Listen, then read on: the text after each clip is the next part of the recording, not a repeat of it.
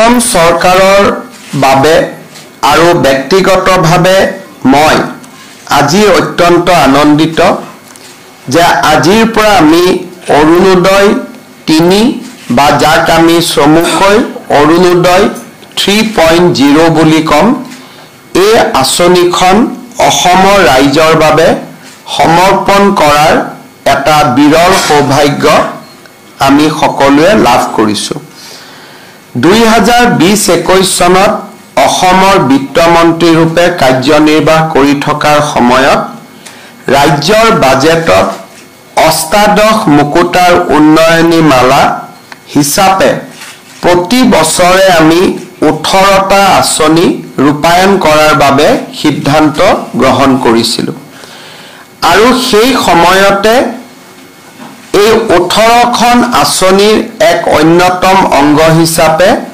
আমি অৰুণোদয় আঁচনিখনৰ বিষয়েও ঘোষণা কৰিছিলো আত্মনিৰ্ভৰশীলতা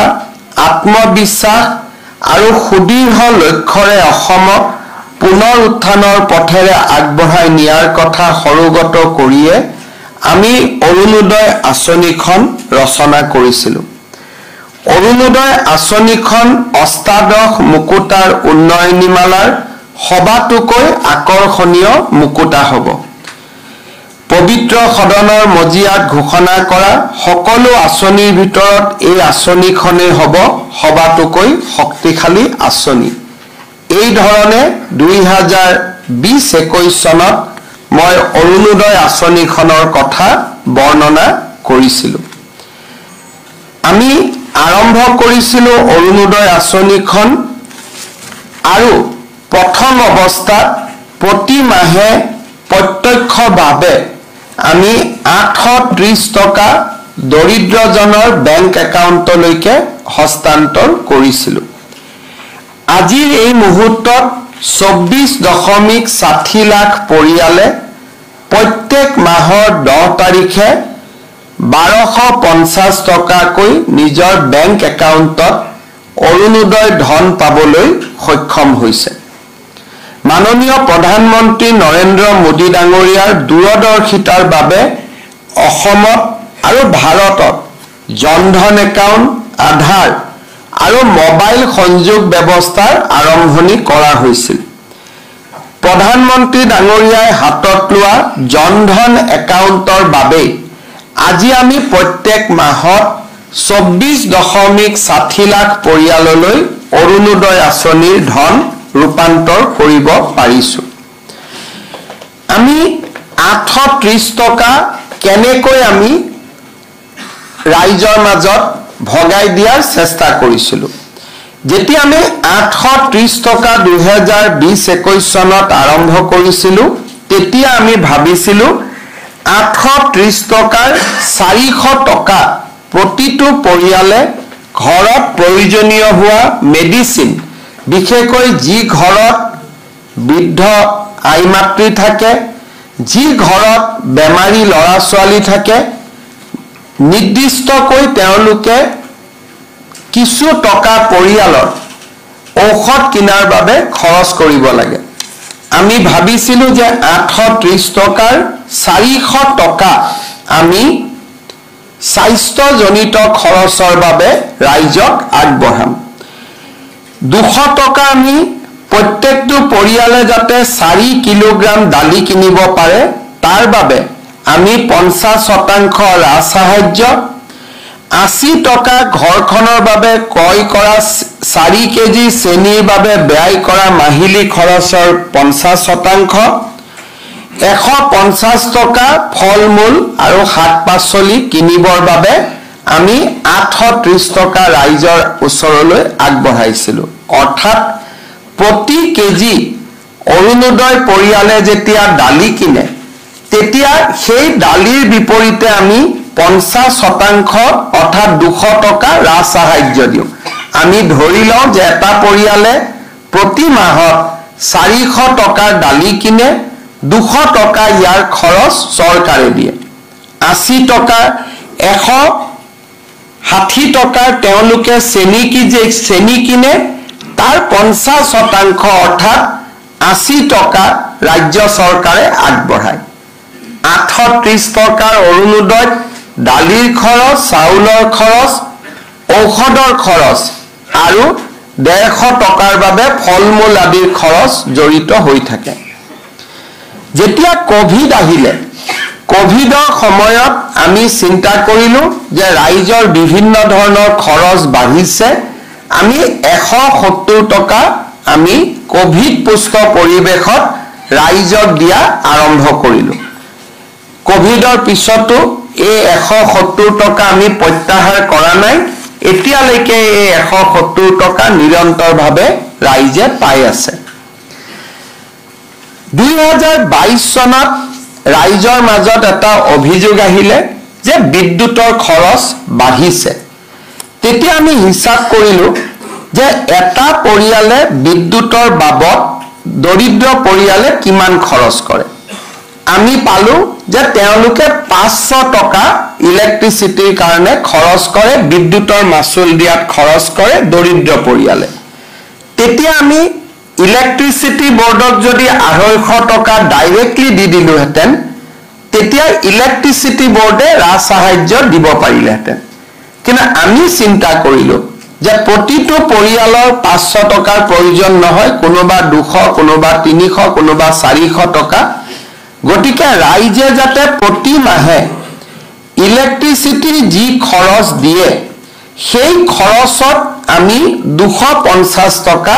চৰকাৰৰ পৰা আমি দিয়াৰ আমি ব্যৱস্থা কৰিব পাৰো। তেনেকে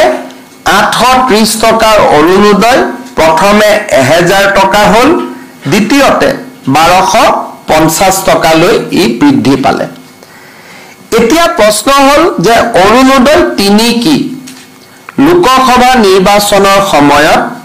আমি ৰাইজক ঘৰে ঘৰে একোখনকৈ সমীক্ষা পত্ৰ দিছিলো যে কোনে কোনে অৰুণোদয় আঁচনি পোৱা নাই,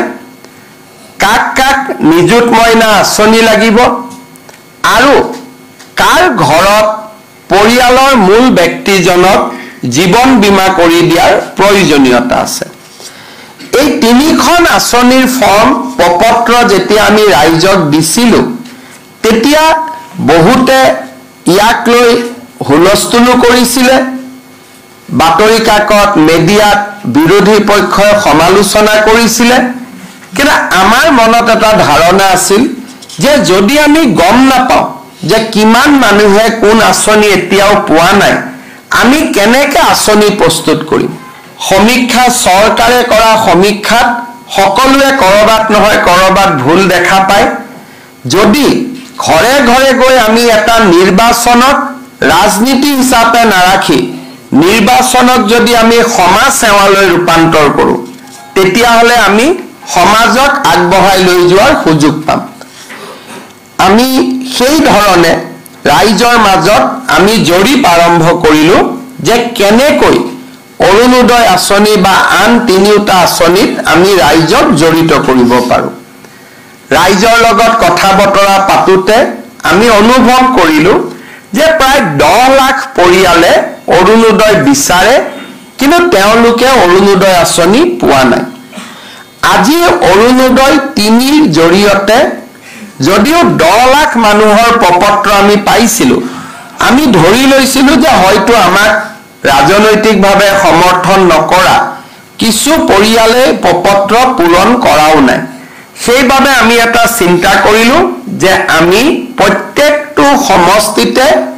10,000 এভাৰেজ, কৰবাত সমষ্টিত বেছি মানুহ আছে অলপ বেছি পাব, কম মানুহ আছে কম পাব, এভাৰেজ 10,000, অৰ্থাৎ আমি 12,60,000 পৰিয়ালক অৰুণোদয় আঁচনিৰ সুবিধা নতুনকৈ দিয়াৰ ব্যৱস্থা কৰিম। ইয়াৰ অৰ্থ কি হ'ব যে কম আৰু বেছি পৰিমাণে প্ৰত্যেকটো সমষ্টিতে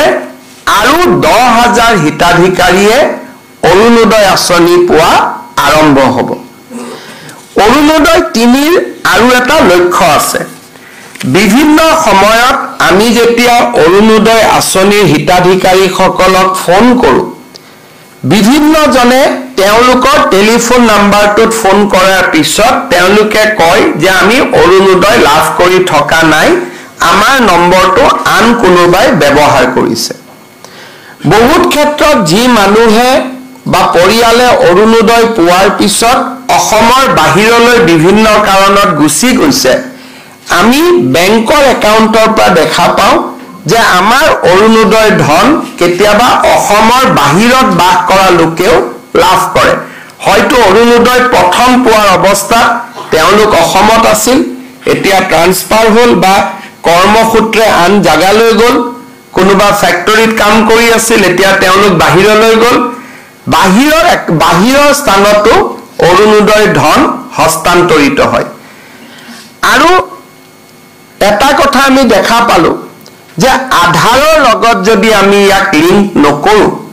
তেতিয়াহ'লে এই ব্যক্তিজন অৰুণোদয় হিতাধিকাৰীজনৰ প্ৰত্যেকজনৰ বিপৰীতে আমাক যদি কোনোবাই ডাটা সোধে, হয়তো বিধানসভাত কেতিয়াবা আমি পৰিসংখ্যাও দিব নোৱাৰিম, কাৰণ কেতিয়াবা কোনোবাই ভুৱা নামতো বেংক একাউণ্ট সৃষ্টি কৰি অৰুণোদয় ধন লৈ থাকিব পাৰে। অৰুণোদয় ৩ৰ উদ্দেশ্য হ'ল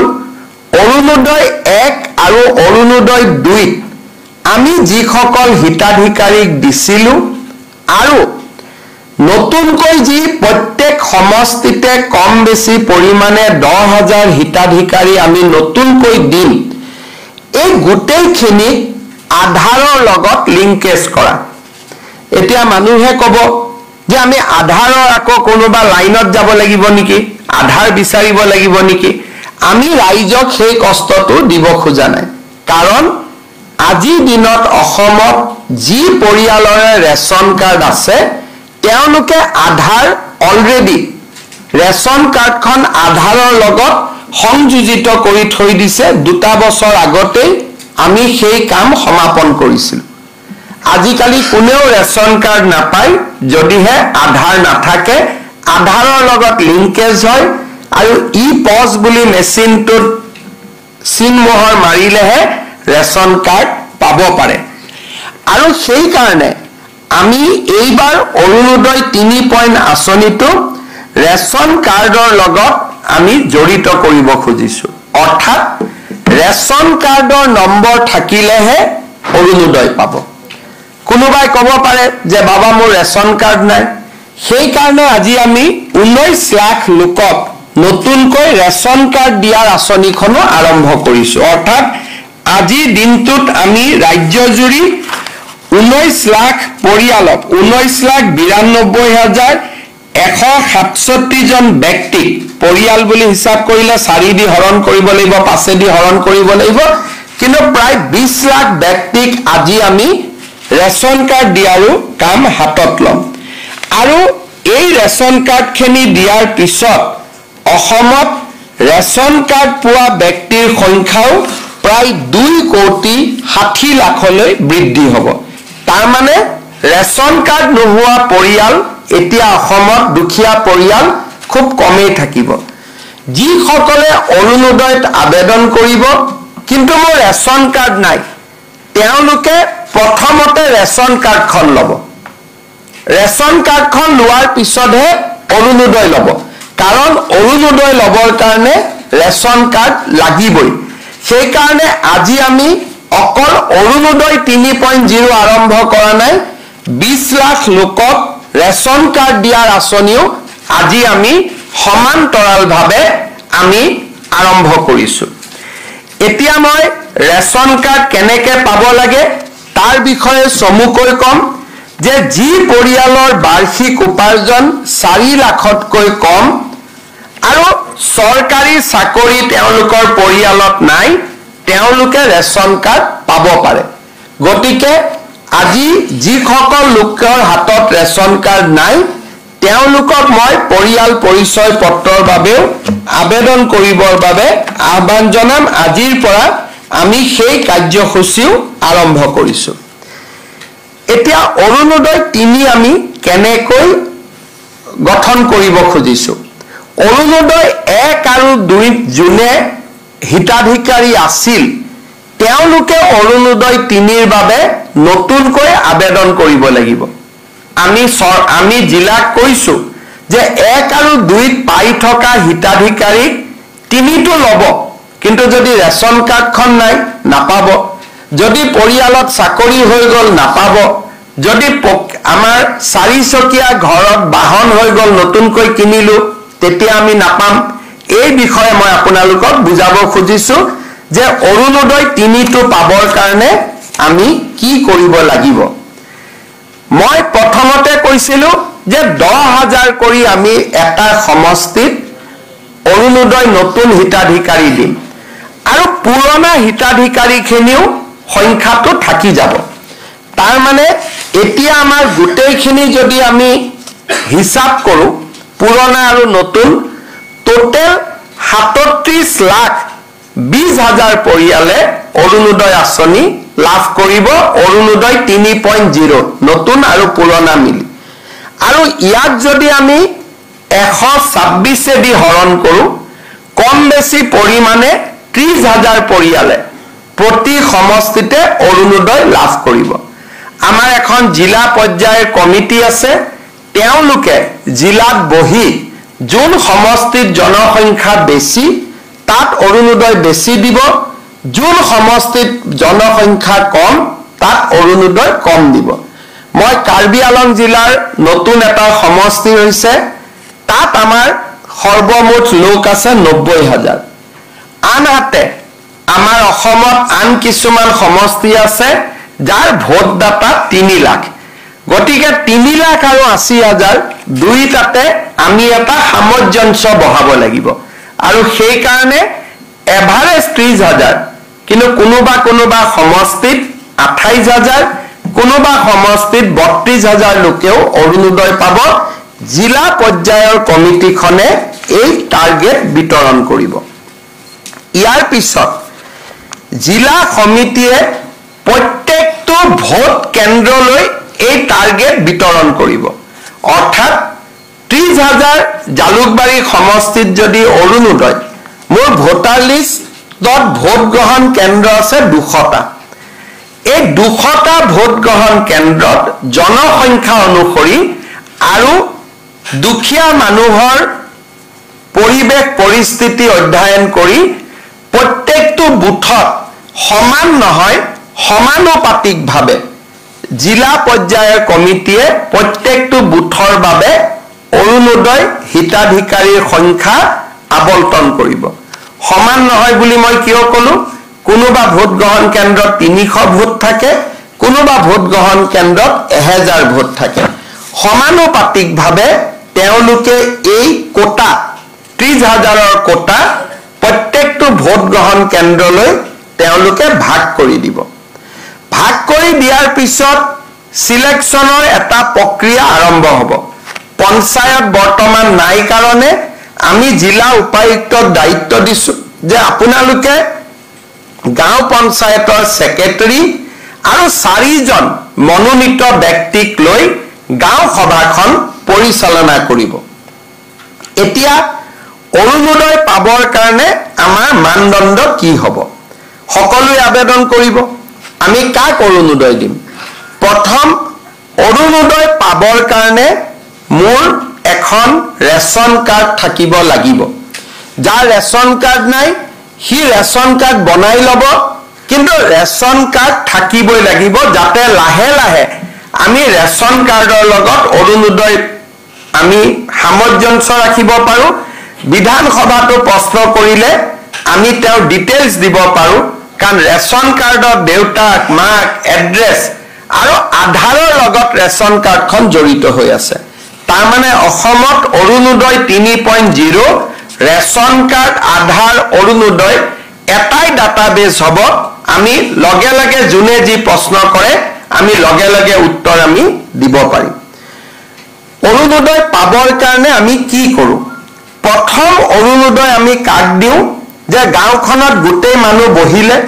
মিটিং হ'ল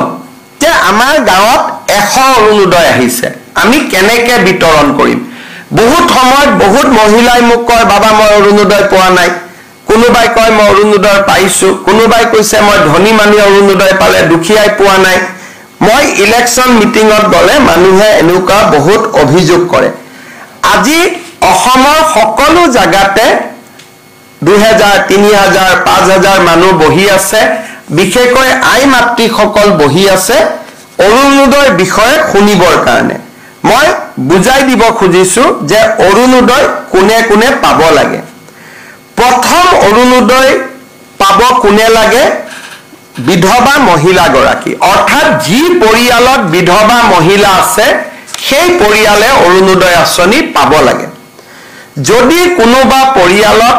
45 বছৰৰ ওপৰৰ অবিবাহিতা ছোৱালী আছে সেই পৰিয়ালটোৱেও অৰুণোদয় পাব লাগে কোনোবা পৰিয়ালত যদি বিবাহ বিচ্ছেদ হোৱা মহিলা আছে সেই পৰিয়ালটোৱেও অৰুণোদয় পাব লাগে কোনোবা পৰিয়ালত যদি স্বামীয়ে বিবাহ বিচ্ছেদ আইনমতে দিয়া নাই কিন্তু এৰি থৈ গুচি গ'ল তেনেকুৱা মহিলা থকা পৰিয়ালত অৰুণোদয় পাব লাগে এইটো হল অৰুণোদয় প্ৰথম নিয়ম দ্বিতীয় অৰুণোদয় কোনে পাব লাগে কাৰোবাৰ ঘৰত যদি তৃতীয় লিংগৰ ব্যক্তি আছে পুৰুষ আৰু মহিলাৰ পিছত আৰু এটা লিংগ থাকে উভয় লিংগ থকা পৰিয়ালতো অৰুণোদয় আমি দিব লাগে তৃতীয়তে যাৰ ঘৰত দিব্যাংগ ব্যক্তি আছে কাৰণ পৰিয়ালটোৱে দিব্যাংগ ল'ৰা ছোৱালী এটাক চাবৰ কাৰণে খৰচ কৰিব লাগে দিব্যাংগ ব্যক্তি থকা পৰিয়ালক আমি অৰুণোদয় দিব লাগে তৃতীয় চৰকাৰী বৃদ্ধাশ্ৰমত যিসকল আইতা থাকে সেই আইতাসকলক আমি অৰুণোদয় দিবই লাগে তৃতীয়তে যাৰ ঘৰত এইডছৰ বেমাৰী আছে থেলাছেমিয়া আছে হিমোফিলিয়া আছে চেৰিবেল পালসি আছে কুষ্ঠ ৰোগ আছে অটিজিম আছে এওঁলোকৰ পৰিয়ালতো আমি অৰুণোদয় দিব লাগে কোনোবা মহিলা যদি ভিক্ষা কৰি জীৱন নিৰ্বাহ কৰে তেওঁলোককো ডিসি সকলে বিচাৰি উলিয়াই অৰুণোদয় দিব লাগে আৰু এইখিনি মহিলাক অৰুণোদয় দিয়াৰ পিছত যিখিনি বাকি থাকে সেইখিনি যাৰ বাৰ্ষিক উপাৰ্জন 2 লাখ টকাতকৈ কম তেওঁলোকে অৰুণোদয় আঁচনি পাব পাৰিব অৰ্থাৎ প্ৰথমতে বিধৱা ডাইভোৰ্স মহিলা দিব্যাংগ ব্যক্তি থকা পৰিয়াল আৰু বেমাৰী ব্যক্তি থকা পৰিয়াল HIV থেলাছেমিয়া হিমোফিলিয়া আৰু ভিক্ষা কৰি খোৱা আই মাতৃ সকলক আগত অৰুণোদয় দি যিখিনি বাছি ৰব সেইখিনি আমি দুখীয়া পৰিয়ালক অৰুণোদয় দিম 2 লাখ টকাতকৈ যাৰ আৰ্থিক উপাৰ্জন কম ৰেশন কাৰ্ডৰ ক্ষেত্ৰত আমি 4 লাখ টকাৰ মৰ্যাদা ৰাখিছো যে 4 লাখ টকা বাৰ্ষিক উপাৰ্জন হলেও ৰেশন কাৰ্ড পাব কিন্তু অৰুণোদয় 2 লাখ টকা বাৰ্ষিক উপাৰ্জন হলে অৰুণোদয় পাব তাতকৈ বেছি টকা উপাৰ্জন কৰা পৰিয়ালে অৰুণোদয় নাপায় ৰেশন কাৰ্ডৰ ক্ষেত্ৰতো আমি এটা নিয়ম কৰিছো যে 2 লাখৰ তলৰ পৰিয়ালক প্ৰথমতে ৰেশন কাৰ্ড দিহে বাকি থকা ৰৈ যায় তেতিয়াহে আমি 4 লাখলৈকে যাম নহলে আমাৰ মানদণ্ড 2 লাখ টকাতে সীমাবদ্ধ হ'ব এতিয়া অৰুণোদয় কোনে কোনে নাপাব এই বিষয়ে আমি জনাটো উচিত আমাৰ মন্ত্ৰী বিধায়ক প্ৰাক্তন মন্ত্ৰী প্ৰাক্তন বিধায়ক এওঁলোকৰ পৰিয়ালে অৰুণোদয় নাপায় পঞ্চায়তী ৰাজৰ বৰ্তমানৰ সদস্য বা কোনোবাই যদি মেম্বাৰ অহা ইলেকশ্যনত জিকে বা প্ৰেসিডেন্ট সেক্ৰেটাৰী জিকে তেওঁলোকে নিজৰ নাম অৰুণোদয়ৰ পৰা বাদ দিব লাগিব আজিৰ দিনত পঞ্চায়ত নাই সকলোৱে ল'ব পাৰিব কিন্তু যদি তেওঁলোকে ভৱিষ্যতে পঞ্চায়তৰ মেম্বাৰ সদস্য প্ৰেসিডেন্ট হয় অৰুণোদয় আজি ললেও তেতিয়া তেওঁলোকে অৰুণোদয়টোৰ পৰা নিজৰ নাম গুচাব লাগিব যিসকলে মেম্বাৰ প্ৰেসিডেন্ট হম বুলি ভাবি থৈছে তেওঁলোকে এই পইণ্টটো মনত ৰাখিব চৰকাৰী চাকৰিয়াল পেছাদাৰী ব্যক্তি শিক্ষক পেনশনাৰ আন কোনেও অৰুণোদয় নাপাব আনকি অংগনবাদী কৰ্মী আশা ওয়াৰ্কাৰেও অংগনবাদী আমাৰ অৰুণোদয় নাপাব তেওঁলোকৰ কাৰণে আমি বেলেগকৈ চিন্তা চৰ্চা কৰি আছো কিন্তু অৰুণোদয় আঁচনিত চৰকাৰৰ পৰা উপাৰ্জন কৰা ব্যক্তিয়ে লাগিলে 1 টকা উপাৰ্জন কৰক লাগিলে 1 লাখ টকা উপাৰ্জন কৰক তেওঁলোকে অৰুণোদয় নাপাব এইটো হল অৰুণোদয় নিয়ম ঠিকাদাৰে অৰুণোদয় নাপাব আৰু অৰুণোদয় আমাৰ যাৰ ঘৰত 4 চকীয়া বাহন আছে 15 বিঘাতকৈ বেছি মাটি আছে এই ধৰণৰ কেইবাটাও নিয়ম কৰা আছে যোনে অৰুণোদয় আঁচনি নাপাব অৰ্থাৎ আমাৰ লক্ষ্য হ'ল যাতে গাঁৱৰ আৰু চহৰৰ আটাইতকৈ দুখীয়া দৰিদ্ৰ মানুহখিনিহে পৰিয়ালখিনিহে অৰুণোদয় আঁচনি পাব পাৰে শ্ৰদ্ধাৰ উপস্থিত ভদ্ৰমণ্ডলী এই অৰুণোদয় আঁচনিখন ৰূপায়ণৰ বাবে আমি নিৰ্দিষ্ট দিনো আমি ঠিক কৰি দিছো আমি ভাবো যে অৰুণোদয় পুৰণা বেনিফিচিয়াৰী আৰু নতুন বেনিফিচিয়াৰী এই গোটেইখিনিক অৰুণোদয় 3ত সমাহিত কৰি ল'বলৈ আমি আজিৰ পৰা ব্যৱস্থা আৰম্ভ কৰিম 19 ছেপ্টেম্বৰ 2024 পৰা আৰু আমাৰ লক্ষ্য যে আমি জানুৱাৰী মাহলৈ এই গোটেই selection form fill up affidavit এই গোটেই কামখিনি আমি সমাপন কৰিব পাৰিম এতিয়া কোনোবাই প্ৰশ্ন কৰিব যে জানুৱাৰীত অৰুণোদয় 3 আহিব তেতিয়ালৈকে বৰ্তমানৰ হিতাধিকাৰীসকলে অৰুণোদয় পাই থাকিবনে নাই যেতিয়ালৈকে নতুন অৰুণোদয় তালিকা নাহে তেতিয়ালৈকে পুৰণা হিতাধিকাৰীসকলে অৰুণোদয় পাই থাকিব তাত কোনো চিন্তা নাই কিন্তু পুৰণা হিতাধিকাৰীসকলেও নতুন অৰুণোদয় পাবলৈ নতুনকৈ আবেদন পত্ৰ কৰিব লাগিব কাৰণ অৰুণোদয় 3 কমপ্লিটলি নতুন হ'ব প্ৰত্যেক সমষ্টিত আগতে 20,000 পৰিয়ালে অৰুণোদয় পাই আছিল এতিয়া আৰু 10,000 পৰিয়ালে পাব ৰাজ্যখনত 12,60,000 নতুন অৰুণোদয় হিতাধিকাৰী জড়িত হ'ব এতিয়া শেষত মই ক'ব খুজিছো যে এই অৰুণোদয় আঁচনিখন ৰূপায়ণ কৰোতে ৰাজ্য চৰকাৰে কিমান টকা খৰচ কৰিব লাগে মই আগতে কৈছো যে এইবাৰৰ অৰুণোদয় আঁচনিখনে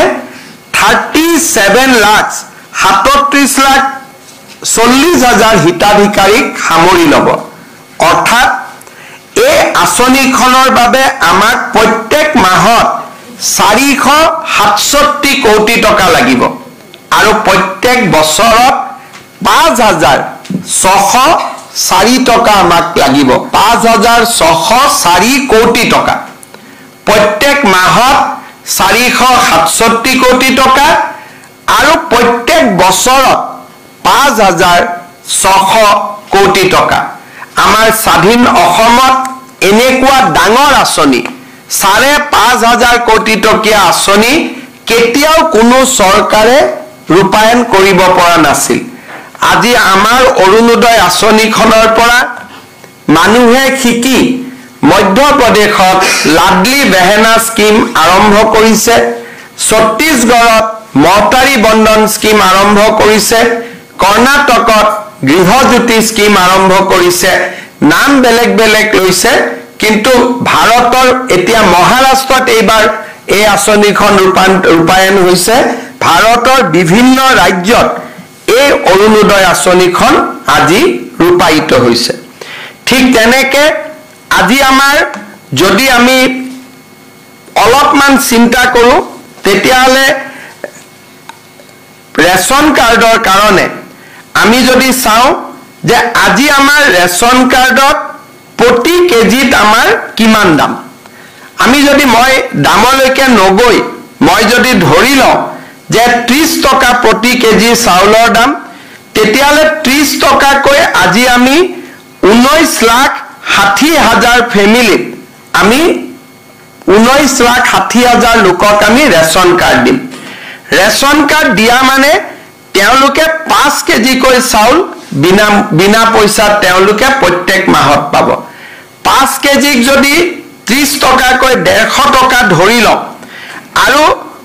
19,60,000 পৰিয়ালক যদি আমি নতুনকৈ ৰেশন কাৰ্ড দিছো তেতিয়াহলে এই টকা 441 কোটি টকা প্ৰতি মাহত হ'ব আপোনালোকে খালি এটা নাই 44 কোটি টকা প্ৰতি মাহত যাবগৈ আৰু যদি 2 কোটি 60 লাখ লোকক ধৰি লওঁ কিমান টকা হ'ব পাৰে 150 টকাকৈ প্ৰতি মাহত পূৰণ কৰিলে আপোনালোকে নিজে চিন্তা কৰি চাব পাৰে দুখীয়া দৰিদ্ৰ মানুহক আজি আমি তিনিটা সহায় ডাইৰেক্টলি কৰিছো যি আগত কেতিয়াও সম্ভৱ হোৱা নাছিল অৰুণোদয় 1260 টকা চাউলৰ বাবদ প্ৰায় 200 টকা আৰু চিকিৎসাৰ কাৰণে আয়ুষ্মান ভাৰত আয়ুষ্মান অসম কাৰ্ডৰ জৰিয়তে বছৰি 5 লাখ টকা আগতে দুখীয়া মানুহক এই ধৰণে ডাইৰেক্টলি সহায় কৰাৰ চৰকাৰৰ হাতত কোনো আঁচনি নাছিল মই বৃদ্ধ পেঞ্চন বিধৱা পেঞ্চনৰ কথা নকওঁৱে তিনিটা ডাঙৰ আঁচনি ৰেচন কাৰ্ড আয়ুষ্মান ভাৰতৰ কাৰ্ড কাৰণ ৰেচন কাৰ্ডখন দেখুৱালে আয়ুষ্মান ভাৰতো আমি চিকিৎসা কৰিব পাৰো 5 লাখ টকাৰ বছৰি ৰেচন কাৰ্ডত 5 কেজি চাউল আৰু 1260 টকা 1250 টকাৰ অৰুণোদয় তিনিটা প্ৰত্যেক মাহত আমাৰ চৰকাৰে দুখীয়া দৰিদ্ৰ মানুহক ডাইৰেক্টলি আজি সেৱা কৰিব পাৰিছে বেমাৰ হলে এতিয়া মাটি বিক্ৰী কৰিব নালাগে মধ্যভোগীৰ পৰা টকা সুদত ল'ব নালাগে 5 লাখ টকালৈ আমাৰ মেডিকেল কলেজতে হওক ডিস্ট্ৰিক্ট হস্পিটালতে হওক আমি চিকিৎসা কৰিব পাৰো চাউল মুঠিৰ বাবে ৰেচন কাৰ্ডখনৰ আমি সহায় ল'ব পাৰো আৰু 1250 টকা অৰুণোদয়েৰে বিদ্যুতৰ মাচুল দালি চাউল আৰু সৰু খুৰা চিকিৎসাৰ খৰচৰ ব্যয় আমি বহন কৰিব পাৰো আৰু চৰকাৰে এই কামবোৰ কৰি থকাৰ কাৰণে আজি আমাৰ ৰাজ্যখনৰ 80 লাখ পৰিয়াল দৰিদ্ৰতাৰ সীমাৰেখাৰ পৰা বাহিৰলৈ আহিব পাৰিছে মই পুনৰ এবাৰ অসম চৰকাৰৰ বিত্ত বিভাগ মন্ত্ৰী অজন্তা নেওগ ডাঙৰীয়ানী আৰু অসম চৰকাৰৰ খাদ্য আৰু অসামৰিক যোগান বিভাগ মন্ত্ৰী ৰঞ্জিত দাস বিষয়াবৰ্গ আৰু এই অৰুণোদয় আঁচনি ৰূপায়ণৰ লগত জড়িত হৈ পৰা সকলো চৰকাৰী বিষয়া কৰ্মচাৰীক মই আজি এই দিনটোত অভিনন্দন জনাইছো সেপ্টেম্বৰৰ 19 তাৰিখে এই কাম হাতত লৈছো নৱেম্বৰৰ ভিতৰত ৰেচন কাৰ্ড দি আমি শেষ কৰিব লাগিব আৰু জানুৱাৰী মাহৰ ভিতৰত আমি অৰুণোদয় হিতাধিকাৰী নিৰ্বাচনৰ প্ৰক্ৰিয়া আৰু ফৰ্ম ফিল আপ এফিডেভিট পোৰ্টেললৈ নাম অনা এই গোটেই প্ৰক্ৰিয়াবিলাক আমি সমাপন কৰিব লাগিব লোকসভা নিৰ্বাচনত অৰুণোদয়ক লৈ মই প্ৰতিশ্ৰুতি দিছিলো 100 দিনৰ ভিতৰতে নিৰ্বাচন হৈ যোৱাৰ 100 দিনৰ ভিতৰতে এই প্ৰতিশ্ৰুতি আজি আমি পূৰণ কৰিবলৈ পাই সঁচাকৈ গৌৰৱ অনুভৱ কৰিছো শেষত মই এটা বিষয়কৈ সামৰণি মাৰিছো যোৱা মাহত আমি এই ধৰণে নতুন এটা আঁচনিৰ কাম হাতত লৈছিলো সেইটো হল নিযুত মইনা আঁচনি এতিয়া আমি আপোনালোকক জনাব খুজিছো এই নিযুত মইনা আঁচনিৰে যিবিলাকে এইবাৰ কলেজত নাম লগাইছে তেওঁলোকক 1000 আৰু 1250 টকা মাহিলি আৰু ইউনিভাৰ্সিটিত নাম লগোৱা ছোৱালীসকলক আমি 2500 টকা আমি দিয়াৰ বাবে প্ৰতি মাহত সিদ্ধান্ত লৈছিলো আমি আবেদন প্ৰায় সেকেন্ডাৰী পৰ্যায়ত আৰু গোটেইখিনি মিলি ডিগ্ৰী ইউনিভাৰ্সিটি মিলি আমি 1,60,000 ছোৱালীৰ নিযুত মইনা আঁচনিৰ বাবে আমি আবেদন পাইছিলো আৰু 10 অক্টোবৰৰ আগতে নিযুত মইনা আঁচনিৰো আমি প্ৰথম ইনষ্টলমেন্ট বিতৰণ কৰাৰ কাম আমি আৰম্ভ কৰিম তাৰ বাবেও আমাৰ প্ৰক্ৰিয়া আৰম্ভ হৈছে অৰ্থাৎ ইলেকশ্যনৰ এসপ্তাহৰ 100 দিনৰ ভিতৰতে আমাৰ অৰুণোদয় নিযুত মইনা আঁচনিৰ প্ৰতিশ্ৰুতি আমি পূৰণ কৰিলো আৰু অহা বছৰ যি আমি আৰু 2025 চন 24 চন এই সময়ছোৱাৰ ভিতৰত বাকি যেটো প্ৰতিশ্ৰুতি আছিল জীৱন বীমা এক্সিডেন্ট বীমা এই ক্ষেত্ৰতো আমি কাম হাতত লম মই পুনৰ এবাৰ সকলোকে শুভেচ্ছা জনাইছো আমাৰ আজি বহুত গৰমো আছে গৰমৰ মাজতো মই টিভি স্ক্ৰিনত দেখা পাইছো অসমৰ বিভিন্ন স্থানত আই মাতৃসকল উৎসাহেৰে সৈতে ইয়াতে থিয় হৈছে আৰু মিটিঙলৈকে আহিছে প্ৰায় 36 ডিগ্ৰী গৰম আছে দিছপুৰত গাঁৱতটো আৰু গৰম হ'ব তথাপিতো আপোনালোক ইয়াত আহি সকলো উপস্থিত হৈছে মই সকলোকে মোৰ ফালৰ পৰা অভিনন্দন জনাইছো আৰু অৰুণোদয় 3 আঁচনিখন যাতে সফল হয় তাৰ বাবে সকলোৰে সহযোগিতা কামনা কৰি মই মোৰ বক্তব্যৰ সামৰণি